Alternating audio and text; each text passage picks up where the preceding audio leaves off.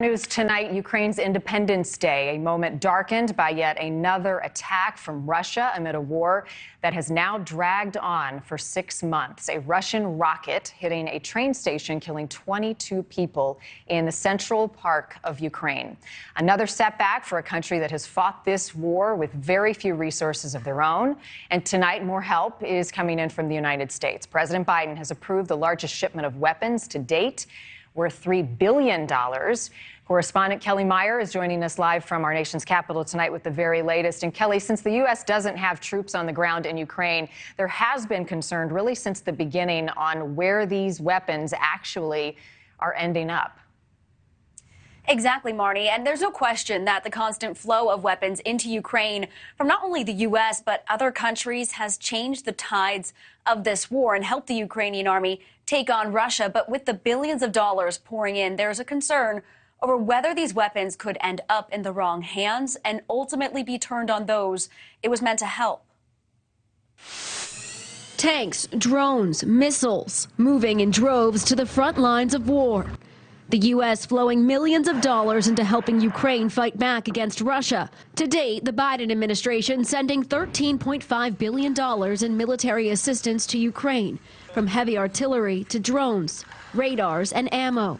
But as the shipments continue now into the 6th month of war, concerns are growing over where these weapons will end up. It's hard to know how prepared they are to really effectively track and maintain all the weapons that do come into the country. So it's an open question. Jeff Abramson with the Arms Control Association says there's more questions than answers and concern over corruption within the Ukrainian government. Ukrainian President Zelensky recently firing top officials over staff allegedly colluding with the Russians.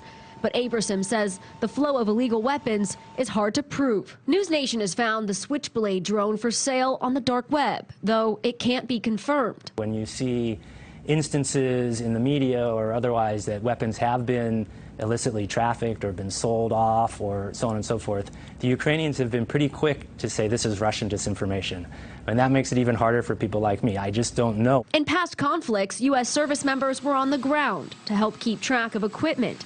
But even after the chaotic exit from Afghanistan, around $7 billion in military equipment was left behind. In Ukraine, there's no military presence. Defense Secretary Lloyd Austin admitting that makes accountability more challenging, but adding that the U.S. put their trust in Ukraine. We have to depend on the Ukrainians at this point to do the right thing and make sure that they're prudent. The Defense Department telling NewsNation the Ukrainians have assured us that they remain committed to the protection of U.S. origin equipment and that we continue to work closely together with them to further enhance accountability. But concerns over that accountability spreading from the Pentagon to Capitol Hill.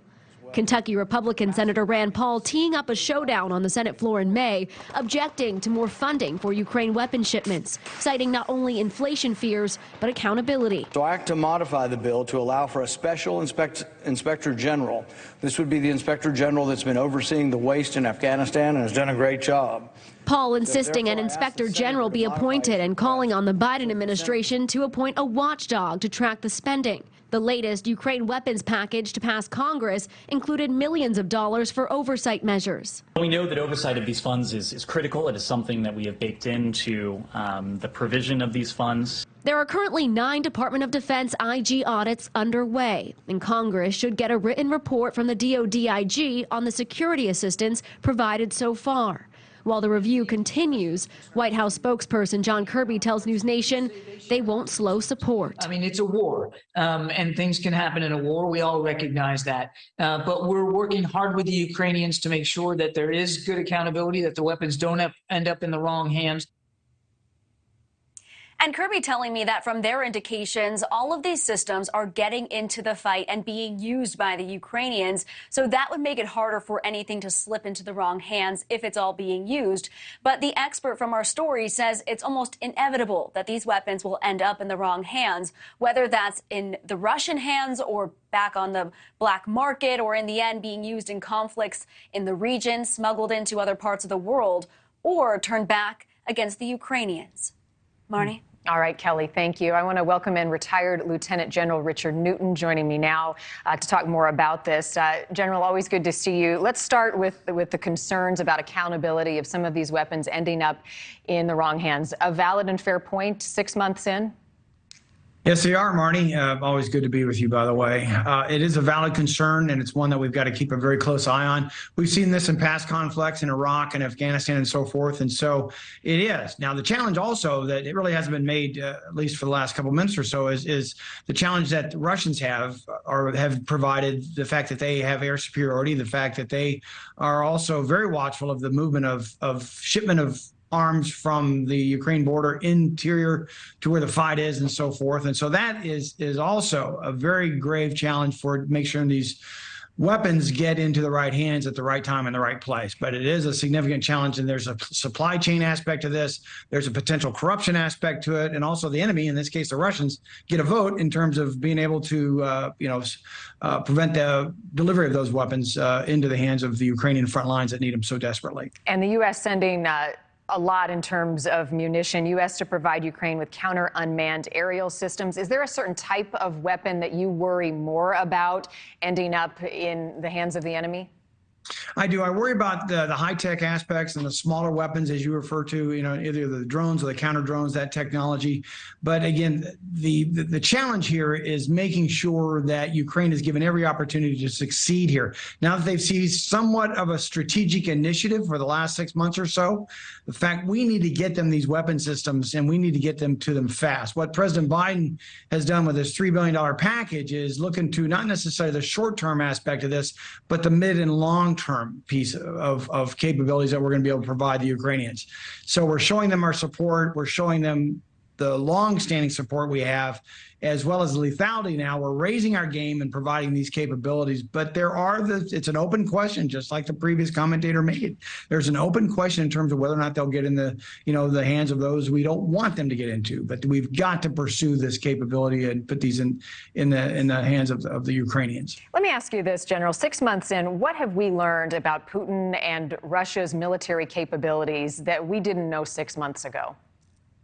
Well, remember the night of February 24th, you and I were on air when the invasion actually occurred. We've verified the fact that Putin is ruthless. He'll go to great arms to not only defeat, but to those atrocities that we've seen in our screens day in and day out. That's number one. Number two, we've also discovered that the Russians aren't necessarily 7 feet tall. The Battle of Kiev is a great example of that. And one of the significant aspects of their loss was their very inept supply chain and their logistics. Logistics may not win wars, but it's certainly going to lose wars. And so in this case, the fact that Ukraine was able to beat back Putin and his forces, and Kyiv was to survive. And now that the war has shifted to the east and to the south, again, talks about the resolve of the Ukrainian people, but also to some degree, the ineptness of the Soviet military, especially their supply and their logistics supply on the front lines. General Newton, your insight always gives us a better picture of where things stand. As always, thank you for coming on. Thank you for watching. Go to newsnationnow.com to find News Nation on your television provider. And don't forget to click the red subscribe button below to get more of News Nation's fact-driven, unbiased coverage.